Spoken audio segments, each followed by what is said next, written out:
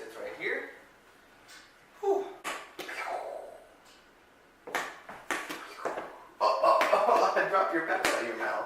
Oh, no. Cheer up, because everything will be just fine. We're going to go to Louisville, come back home with good news, and maybe I won't even have to leave the country, and I won't have to be away from you. Because I don't want to be away from you. I love you.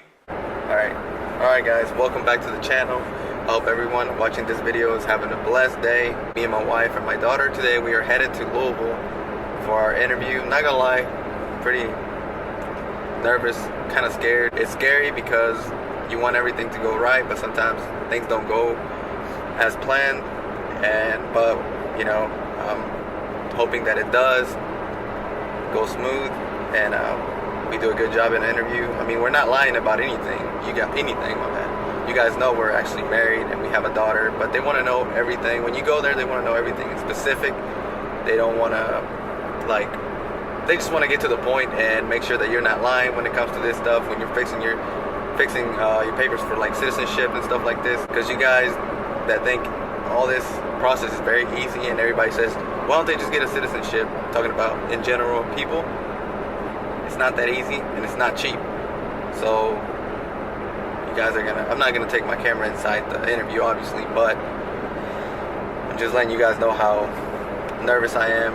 You know, I don't want to say nothing wrong. I want to say everything that's true and correct. That way I don't have to go back and do it again. Because for one, I don't even have points at work. I could get fired if I miss one more day. That was my fault. That's nobody else's fault. Sometimes I left work, like I said, without even needing to leave. I just left just because I didn't want to be there. And now I'm paying the consequence. But let me give a special shout outs to my beautiful wife, because if it wasn't for her, this process and all this wouldn't be possible. And obviously we didn't get married for me to get my citizenship. It's called like a work permit, where you can legally work here, pay your taxes, you know, drive.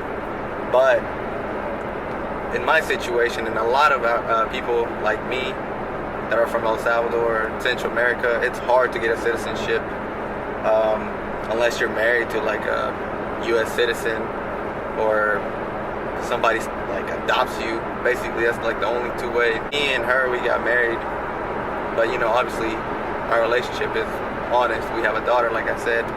So if it wasn't for her, I wouldn't even be going to Louisville today for my interview.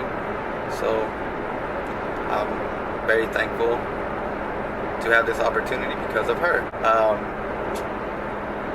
But the hardest thing about this, like honestly, I would not want to be a U.S. citizen if that means me going back to El Salvador and coming back in legally. Like for me, if I could just keep what I have forever, I'd be perfectly fine, because I wouldn't have to leave the country. But doing this process, they're making me leave the country.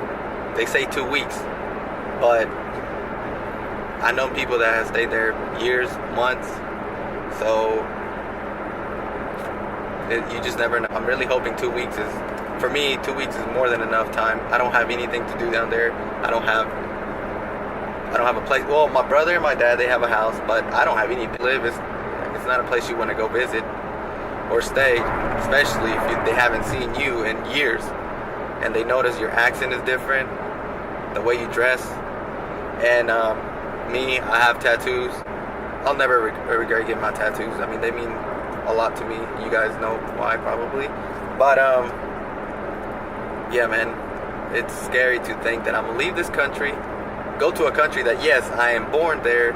I love being from El Salvador, but I haven't been there in 18 years. My whole life, I've been here basically since I was 6 years old. It's like me going to a new country that I don't know anything about, because like I said, what do you remember at 6 years old? I don't remember nothing like that. Like, my mind is blank. But it is what it is. They're making me do this. I don't want to do it, but it's for my family's It's for my family's well-being. So I'm gonna have to face 3 fears all at once. Let me tell you, are. Number one, leaving my daughter. I never imagined I would have to do this. I'm gonna have to leave her behind, and my wife and my family. But my daughter, she's, you know, my everything. I love her to death, and she's everything for me. So just thinking about me telling her goodbye at the airport and not knowing when I'm gonna see her again breaks my heart. But I have to be tough. I don't know where I'm gonna get that toughness from, because I don't really have it in me. But I'm gonna have to do it because it's for her, my family, for me. Number two,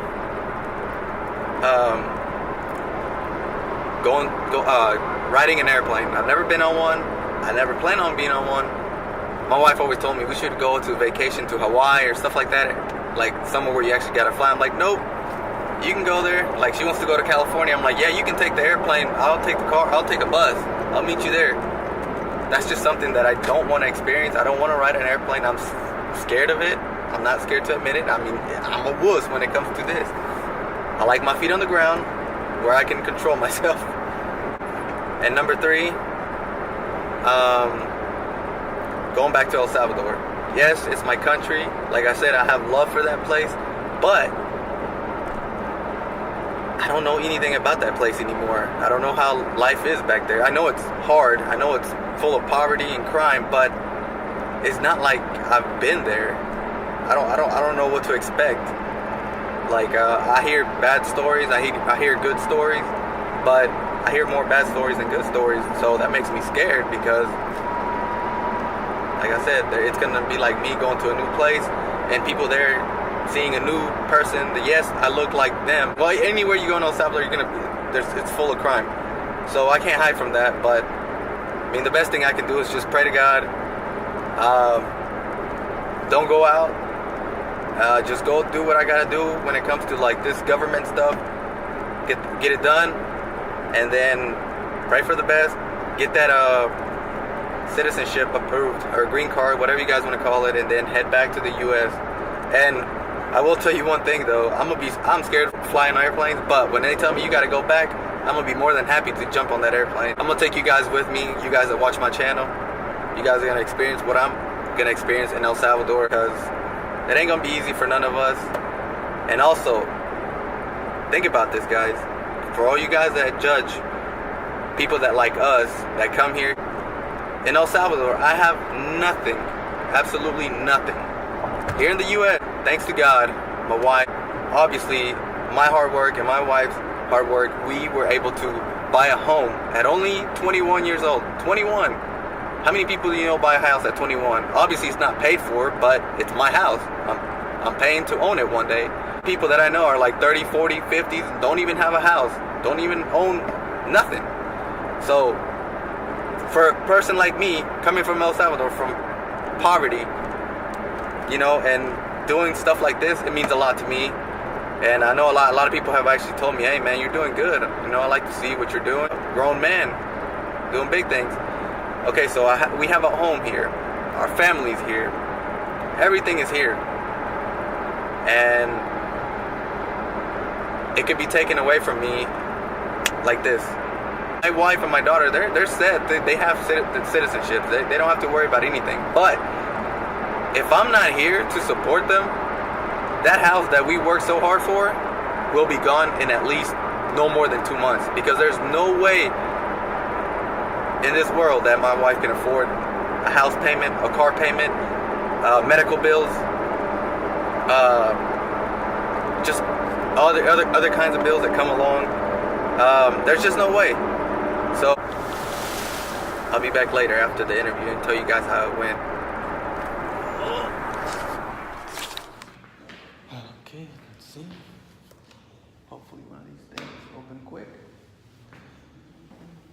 I hate elevators, but I have to do it. Check this out. Oh, which one's gonna open? Come on. That thing's so big.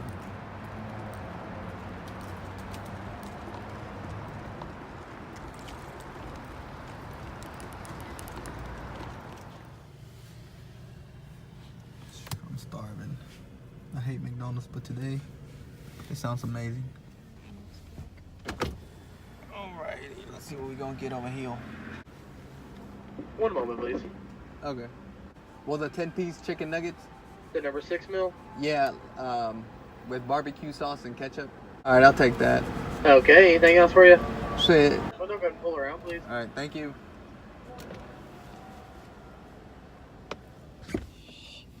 Dude, my mouth is so dry. My breath smells like a dog. Okay, guys, the interview went smooth. It was done in like 10 minutes. Walked in there, got out really quick. They told us we passed it, so now we're just gonna wait on the mail for that, and then after that, now basically right now, I'm just, after I get that letter in the mail, I'm just gonna be waiting for my waiver so I can leave the country. There's a small light at the end of the tunnel, and there's a slight chance that I don't have to leave the country. It's gonna cost a lot more money. If there's a way to not leave the country, I will do it. I don't care if I have to pay a couple more $1,000s, even if I don't have it. So that's what it is right now. Everything went good, and I'm excited. I'm ready to go home, ready to eat some nuggets. I hate McDonald's, but today they sound amazing. I'm gonna have to miss training again today. Dang it, that's 2 days in a row. I haven't been to MMA, but right now this is more important. There's time for everything, and today I don't have time for that. So tomorrow I should be back.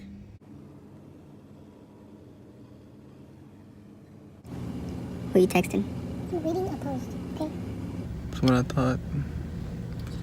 They don't want these hands. None of them. You think they want these hands? I don't even know what you're talking about. That's what I thought.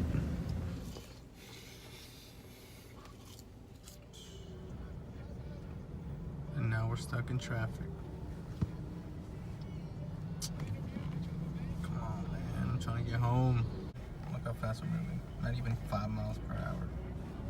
Sophia's car goes faster than this.